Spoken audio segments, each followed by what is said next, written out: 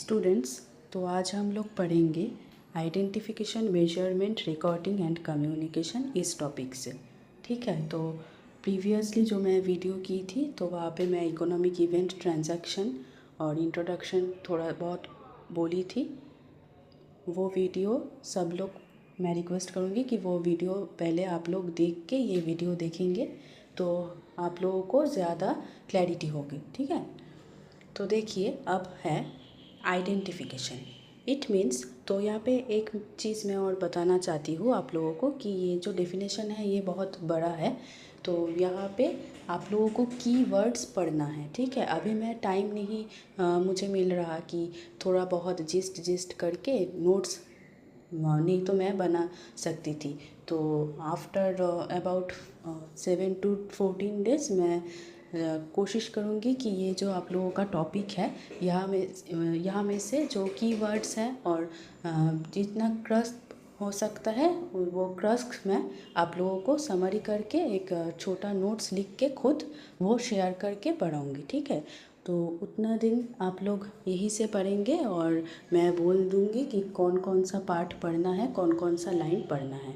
ठीक है, तो देखिए यहाँ पे आइडेंटिफिकेशन मीन्स आप लोग सिर्फ इतना याद रखेंगे, it means what transactions to record, मतलब which events are to be recorded, इतना ही तक ही। और एक चीज़ आप लोगों को याद रखना है कि ये फाइनेंशियल कैरेक्टर होना चाहिए, मतलब जो ट्रांजैक्शंस हम लोग रिकॉर्ड कर रहे हैं वो सब फाइनेंशियल कैरेक्टर होना चाहिए, मतलब मॉनिटरी टर्म्स में होना चाहिए। ठीक है, एग्जाम्पल थोड़ा बहुत 2-3 याद रखेंगे। The value of human resources, मतलब हम जो काम करते हैं तो हम लोगों को सैलरी मिलता है, तो वो एक वैल्यू ऑफ ह्यूमन रिसोर्सेज है। चेंजेस इन मैनेजरियल पॉलिसीज़, मतलब मैनेजमेंट ऑर्गेनाइजेशन में हर रोज़ पॉलिसीज़ चेंज होते हैं। पॉलिसीज़ मतलब रूल्स आप सोच सकते हैं। ठीक है, और अपॉइंटमेंट ऑफ पर्सनल, मतलब कि जो लोग सिलेक्ट होते हैं, मैन पावर, वो सब इम्पॉर्टेंट है, but none of this are recorded in books of account. तो ये सब हम बुक्स ऑफ अकाउंट में रिकॉर्ड नहीं करते। लेकिन जब भी कोई कंपनी पर सेल और परचेज करता है, या फिर अगर वो सेल और परचेज कैश में हो या फिर क्रेडिट में हो, मतलब हम कोई चीज़ खरीद सकते हैं या आइदर कैश में और या फिर क्रेडिट में, मतलब बाद में हम कैश देंगे। ठीक है, तो ये सब चीज़ हम बुक्स ऑफ अकाउंट में रिकॉर्ड करते हैं। तो आप लोगों को बस इतना याद रखना है कि आइडेंटिफिकेशन मतलब what transactions to record, determining what transactions to record, that is events which are to be recorded and they must be of financial character. For example, when a company makes sale or purchase either in cash or in credit, बस इतना तक ही। ठीक है, और पे salary ये भी record होता है बुक्स ऑफ अकाउंट में, क्योंकि एक कंपनी जब कोई एम्प्लॉयर को पेमेंट करता है तो वो तो एक कंपनी का क्या पेमेंट होता है और सैलरीज हम लोगों को मिलता है, तो ये भी दिखाना पड़ता है कंपनीज़ के बुक्स ऑफ अकाउंट्स में। ठीक है, तो फिर देखिए है मेजरमेंट। नेक्स्ट, मेजरमेंट मतलब क्वांटिफिकेशन, मतलब एस्टिमेट कि कितना बिजनेस ट्रांजैक्शन हो रहा है, वो हम लोग जब मॉनेटरी टर्म्स में, मतलब रुपीज़ और पैसे में कैलकुलेट करते हैं, उसको ही मेजरमेंट करते हैं। तो सिर्फ फर्स्ट लाइन आप लोगों को याद रखना होगा कि it means quantification of business transactions in monetary terms. आप लिख सकते हैं, ये और भी थोड़ा शॉर्ट हो जाएगा डेफिनेशन। ठीक है, विज मतलब that is in rupees and in पैसे एज मेजरिंग यूनिट। फिर वही चीज़ रिपीट किया है कि अगर कोई चीज़ हम लोग मॉनेटरी टर्म्स में रिकॉर्ड नहीं कर सकते, हम लोग क्वांटिफाई नहीं कर सकते, मतलब मेजर नहीं कर सकते, फिर वो सब चीज़ हम लोग फाइनेंशियल अकाउंट्स में रिकॉर्ड भी नहीं कर सकते। ठीक है, तो देखिए लिखा है कि that is why important changes in personnel, important items like appointment of new managing director, जब हम लोग कोई कंपनी न्यू मैनेजिंग डायरेक्टर को अपॉइंट करता है, साइन करता है कॉन्ट्रैक्ट, और चेंजेस इन पर्सोनल, मतलब अगर कोई एम्प्लॉय आए और फिर कोई एम्प्लॉय पहले लीव कर जाए और फिर दूसरा कोई एम्प्लॉय आए, तो ये सब हम लोग बुक्स ऑफ अकाउंट्स में शो नहीं करते, because these transactions are not in the financial character. हो गया। नेक्स्ट आता है रिकॉर्डिंग। रिकॉर्डिंग मतलब once the economic events are identified and measured in financial terms, these are recorded in books of accounts in monetary terms and in chronological order. मतलब एक के बाद एक जो डेट वाइज ऑकर होता है वो हम लोग रिकॉर्ड करते हैं। मतलब अगर हम पहले सोचिए, अगर एक कंपनी पहले एक दिन कुछ सामान गुड्स खरीदे 1 अप्रैल को, तो वो पहले रिकॉर्ड होगा। दूसरे दिन अगर वो गुड्स सेल करे तो वो सेकेंड डे में रिकॉर्ड होगा। मतलब in chronological order, date wise. ठीक है, तो देखिए लिखा हुआ है कि recording is done in a manner that the necessary financial information summarize किया जाता है as well established practice and is made available as and when required. ये हम लोग क्यों करते हैं? ताकि हम लोगों को जब भी इंफॉर्मेशन चाहिए वो हम लोग इजीली एक्सेस कर सकते हैं। ठीक है, तो यहाँ पे भी हम आप लोग सिर्फ फर्स्ट वाला लाइन याद रखने की कोशिश करेंगे, उतना तक ही इनफ है। नेक्स्ट है, ये इम्पॉर्टेंट है, कम्युनिकेशन। कम्युनिकेशन मतलब जब इकोनॉमिक इवेंट्स आइडेंटिफाई हम लोग फर्स्ट कर रहे हैं, second is measurement, third one is recording. वो सब चीज़ हो जाने के बाद जब ये इंफॉर्मेशन हम लोग कम्युनिकेट करते हैं आइदर मैनेजमेंट को, मतलब ऑर्गेनाइजेशन में जो मैनेजर्स लोग रहते हैं उनको, या फिर कोई other internal and external users जो होता है। इंटरनल यूज़र्स मतलब एम्प्लॉयज़, ठीक है, सप्लायर्स नहीं, सप्लायर्स एक्सटर्नल यूज़र्स में होगा। इंटरनल यूज़र्स मतलब जो एम्प्लॉयज़ होते हैं, मैनेजर्स होते हैं, ये सब। और एक्सटर्नल यूज़र्स मतलब कस्टमर्स, सप्लायर्स, ये सब लोग। ठीक है, the information is regularly communicated through accounting report के थ्रू ये सब कम्युनिकेट किया जाता है। अच्छा, तो देखिए reports can be daily, weekly, monthly और क्वार्टरली। तो आप लोग जो मैं पहले वाला लाइन बोली थी सिर्फ वही लाइन याद रखेंगे और एग्ज़ाम में अगर आए तो सिर्फ फर्स्ट लाइन लिखेंगे और ये लाइन ऐड कर सकते हैं कि reports can be daily, weekly, monthly और quarterly depending upon the needs of the users. ठीक है, इतना तक ही काफ़ी है। देखिए नेक्स्ट है 1.1.3 ऑर्गेनाइजेशन। ऑर्गेनाइजेशन मतलब एक बिजनेस एंटरप्राइज होता है जो खुला है आइदर फॉर प्रॉफिट के लिए और नॉट फॉर प्रॉफिट मोटिव। जैसे कि एनजीओस जो खुला होता है वो नॉट फॉर प्रॉफिट मोटिव मतलब जिसके कारण खुला हुआ है business. Depending upon the size of activities and level of business operation it can either be a sole proprietary concern. मतलब ये जो बिजनेस ऑपरेशन है वो सोल प्रोप्राइटरी मतलब मैं अगर आज खुद एक बिजनेस खोलूँ वो होता है सोल प्रोप्राइटरशिप। पार्टनरशिप अगर मैं आज मेरे कोई एक दोस्त के साथ कोई एक बिज़नेस खोलूँ या फिर किसी और के साथ, वो होता है partnership form, from the word partner.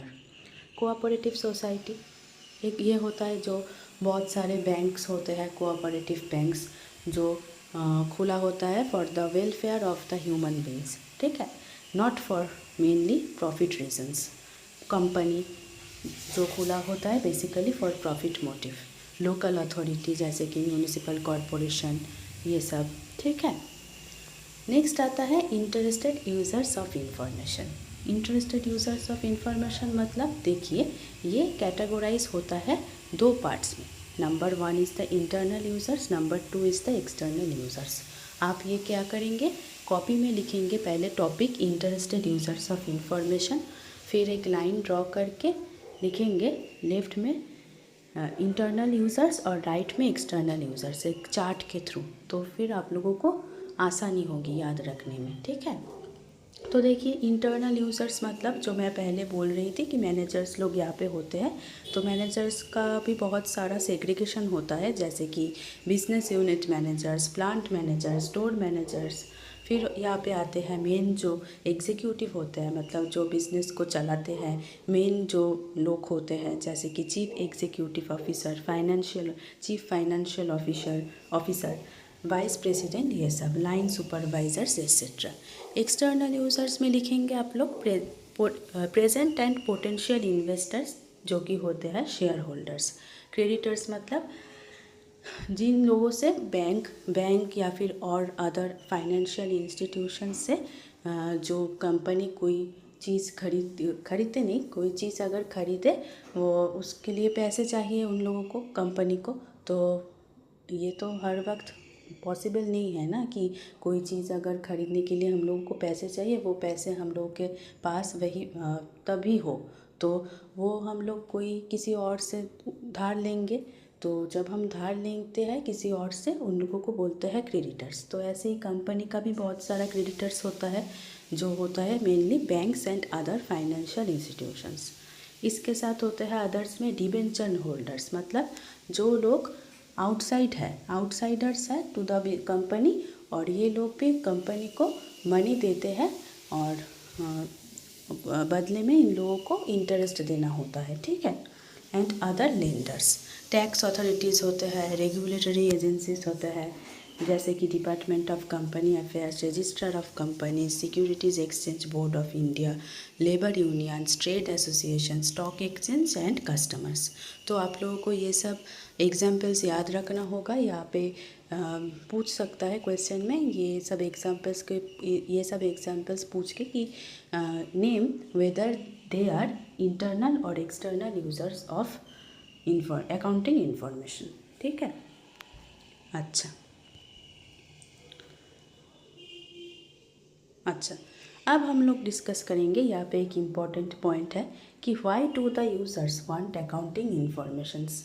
Users लोगों को क्यों अकाउंटिंग इन्फॉर्मेशन का ज़रूरत होता है। तो देखिए, ये जो हम लोग शेयर होल्डर्स कहते हैं, आप लोगों को मालूम है ये कौन है। ये जनरली होते हैं कि फर्म का जो ओनर्स मतलब मालिक, वो लोग ये इन्फॉर्मेशन यूज़ करते हैं देखने के लिए whether they are getting a satisfactory return on their investment. उन लोगों को जितना इन्वेस्टमेंट चाहिए वो रिटर्न उतना मिल रहा है कि नहीं, ये सब एसेस करने के लिए। एसेस मतलब evaluate the financial health of their company and business, मतलब कंपनी प्रॉफिट कर रहा है कि नहीं, पोटेंशियल है कि नहीं फ्यूचर में ग्रो करने के लिए, ये सब के लिए अकाउंटिंग इन्फॉर्मेशन का ज़रूरत है। तो ये एक इम्पॉर्टेंट क्वेश्चन है, ये आप लोगों को याद रखना ही होगा। नेक्स्ट है द डायरेक्टर्स और managers use them for making both internal and external comparisons in their attempts to evaluate the performance. मतलब शेयर होल्डर्स के जैसा ही डायरेक्टर्स और मैनेजर्स लोग भी ये इंफॉर्मेशन यूज़ करते हैं for evaluating the performance of a company, मतलब कैसा चल रहा है कंपनी का परफॉर्मेंस, ये सब चीज़ देखने के लिए। They may compare the financial analysis of their company with the industry figures। तो डायरेक्टर्स और मैनेजर्स क्या करता है कि कंपनी का फाइनेंशियल एनालिसिस करने के बाद जो देखते हैं कि अच्छा ये प्रॉफिट आ रहा है, ये डेट टू इक्विटी रेशियो आ रहा है, तो ये सब चीज़ एनालिसिस करने के बाद देखते हैं दूसरा कंपनी जो वही इंडस्ट्री में है वो सब कंपनीज कैसा परफॉर्म कर रहे हैं, और फिर उन लोगों को आसानी होता है कंपेयर करने के लिए कि कंपनी का स्ट्रेंथ्स क्या है और वीकनेसेस कैसा है। फिर स्ट्रेंथ्स को वो लोग यूज़ करके वीकनेसेस को कोशिश करेंगे कि वो सब कैसे ओवरकम किया जाए, ठीक है। तो देखिए, management is also concerned with ensuring that the money invested in the company और organisation is generating an adequate return and the company or organization is able to pay its debts and remain solvent। ये भी बहुत important एक कारण है कि management क्या देखता है कि जो लोग मनी इन्वेस्ट करते हैं ये कंपनी में, देखिए जब भी ये शेयर स्टॉक इन्वेस्ट किया जाता है वो तो एक एक्चुअली मनी कंपनी में इन्वेस्ट होता है ना, तो वो एडिक्वेट मतलब ठीक ठाक रिटर्न दे रहा है कि नहीं, और कंपनी क्या डेट्स मतलब कि धार चुका पा रहा है कि नहीं, ये सब चीज़ देखते हैं। एंड रिमेन सॉल्वेंट मतलब कि पैसा है कि नहीं ठीक ठाक, जब भी कोई सडन लायबिलिटीज ऑकर हो कि तब कंपनी के पास पैसा है कि नहीं, ये सब देखने के लिए सॉल्वेंसी देखा जाता है। सॉल्वेंसी जनरली लॉन्ग टर्म के लिए होता है कि लॉन्ग टर्म के लिए कंपनी के पास की पैसा है कि अचानक अगर कोई लॉस सिचुएशन आ जाए या फिर कोई डेटर अगर पेमेंट ना किए तो वो कंपनी का क्या बियर कर पाएगा ये सब लॉसेस। ये फिर देखिए क्रेडिटर्स, जो मैं प्रीवियसली बोल रही थी कि लेंडर्स है want to know if they are likely to get paid. वो ये क्रेडिटर्स लोग तो पैसा देते हैं कंपनी को, तो इन लोगों को इन लोगों को चाहिए ये जानना कि कंपनी क्या पेमेंट कर पाएंगे in future. And they particularly look at liquidity मतलब सॉल्वेंसी जो मैं बोली कि लॉन्ग टर्म के लिए होता है, लिक्विडिटी होता है फॉर शॉर्ट टर्म के लिए कंपनी के पास पैसा है कि नहीं, कंपनी पेमेंट कर पाएगा कि नहीं, जो पैसा लेंड किया हुआ है वो, ठीक है। Its debts as they become due, company का डेट मतलब कंपनी जो धार लिए है from the creditors. As they become due मतलब जब पेमेंट का डेट आ जाए तब। The prospective investors use them to assess whether और not to invest their money in the company और ऑर्गेनाइजेशन। और वही कंपनी का जो इन्वेस्टर्स लोग हैं वो लोग ये अकाउंटिंग इन्फॉर्मेशन देख के ये जांच करते हैं कि इन्वेस्ट करना चाहिए पैसा कि नहीं। आफ्टर एसेसिंग कि अच्छा ओवरऑल द ईयर्स कितना प्रॉफिट किया है कंपनी, शेयर होल्डर्स को कितना पैसा रिटर्न मिलता है, ये सब देखने के बाद government and regulatory agencies such as register of companies, customs departments जैसे कि IRDA, RBI etcetera require information for the payment of various taxes जैसे कि value added tax, income tax, customs and excise duties for protecting the interest of investors, creditors and also to satisfy the legal obligations imposed by the Companies Act 2013 and SEBI from time to time।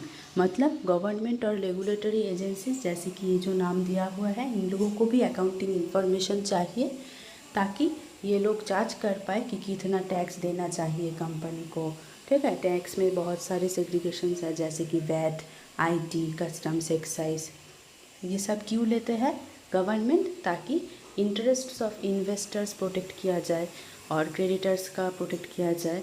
और ये जांच करने के लिए companies act 2013 के under चल रहा है कि नहीं और सेबी के अंडर चल रहा है कि नहीं। अब आता है accounting as a source of information. तो हम लोग तो ये जानते हैं कि अकाउंटिंग इंफॉर्मेशन का यूजेस क्या है। तो देखिए, to be useful the accounting information should ensure to, ये पॉइंट्स आप लोगों को पढ़ना है। Provide information to for making economic decisions, serve the users who rely on financial statements, ठीक है। Profit and loss, balance sheets, इन सब के ऊपर जो यूज़र्स डिपेंडेंट है उन लोगों को अकाउंटिंग इन्फॉर्मेशन सर्व करना चाहिए एज देयर पर प्रिंसिपल मतलब main use of information. Provide information useful for predicting मतलब फ्यूचर में फोरकास्ट करने के लिए and evaluating the amount, timing, uncertainty of potential cash flows मतलब फ्यूचर में जो पोटेंशियल कैश फ्लोज होगा तो उसका अनसर्टेनिटी, टाइमिंग, अमाउंट क्या होगा, ये सब भी अकाउंटिंग इन्फॉर्मेशन से जान पाते हैं हम लोग। फिर आता है provide information for judging management's ability to utilise resources effectively in meeting goals, management का एबिलिटी देखने के लिए कि वो सब लोग क्या असल में कर पा रहा है, गोल्स ऑफ द कंपनी को मीट कर पा रहा है कि नहीं। Provide factual and interpretive information by disclosing underlying assumptions on matters subject to interpretation, evaluation, prediction और एस्टिमेशन। मतलब जो फैक्ट बेस्ड और इंटरप्रेटिव इंफॉर्मेशन मतलब ऐसा इंफॉर्मेशन जो यूज़र्स अंडरस्टैंड कर पाए। बाय डिस्क्लोजिंग अंडरलाइंग एजम्पशंस मतलब डिस्क्लोजिंग मतलब रिवीलिंग, जो एजम्पशंस हम लोग करते हैं अकाउंटिंग इंफॉर्मेशन को रिवील करने के लिए।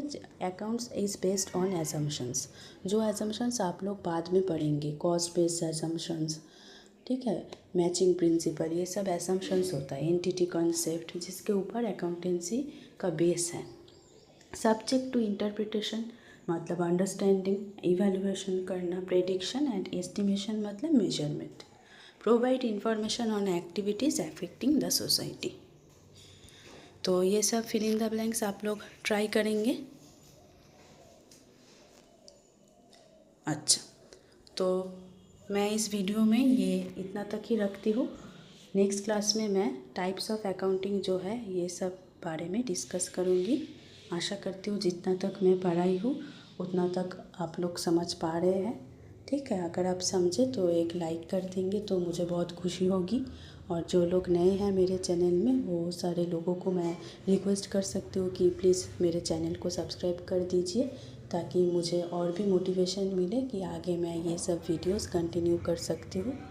और आप लोगों के फ्रेंड्स के साथ भी ये सब वीडियो शेयर कर सकते हैं। तो आज की क्लास में मैं इतना तक ही रखती हूँ।